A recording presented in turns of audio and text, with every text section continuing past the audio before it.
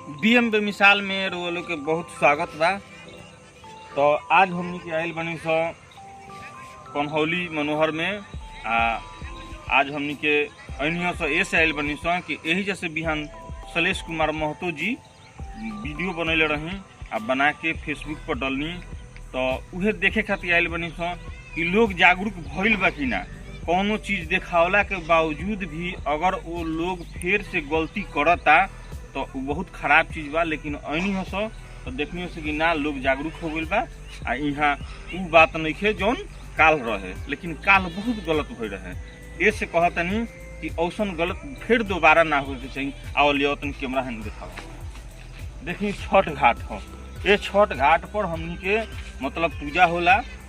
देख सकतनी सब छठ घाट हो, छठी में बनल बड़ी सब लोग जे भी श्रद्धा से जौन चीज़ भी मांगेला ओकर मनोकामना पूरा होला।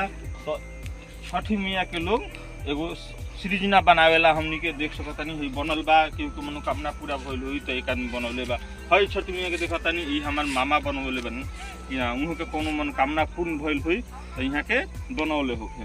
तो यही ए पर एगो लेवा गुदरी फेंक रहे पसारल रहे से धोकर के पर पसार दहल गए रहे। ये बहुत खराब बात रहे। यहाँ शैलेश महतो जी एक गुदरी के उठा के ले जाके उन्हें फेंक देनी। हमरा बहुत बढ़िया लागल, वो बहुत बढ़िया वीडियो रहे, जागरूकता वाला वीडियो रहे ना, अच्छा के बात रहे।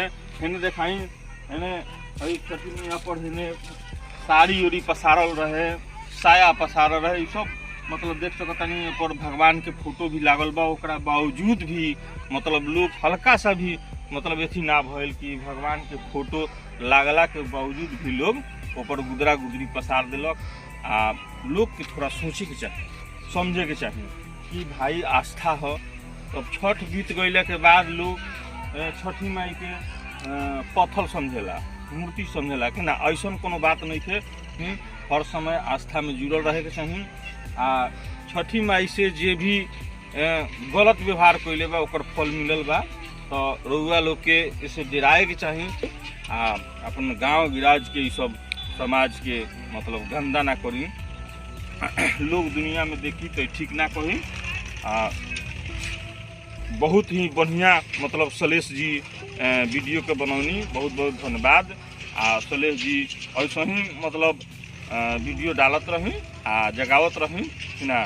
रोवे देख के हमरा आवे के पड़ल, देखे के पड़ल क्या कि ऐसा कोनो अब भी ऐसा ही तो नहीं है नी, लेकिन ना एकदम नहीं है। तनी देखा था है एकदम फर्स्ट क्लास मतलब क्लियर हो गई बा, कुछ नहीं है। देख सकतनी एकदम अब कोनो गुदरा गुदरी नहीं है पसारल।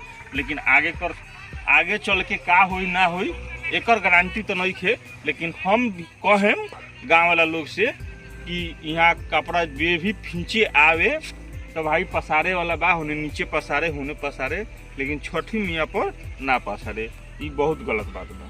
तो यही जो हम वीडियो को विराम करते हैं। नमस्कार।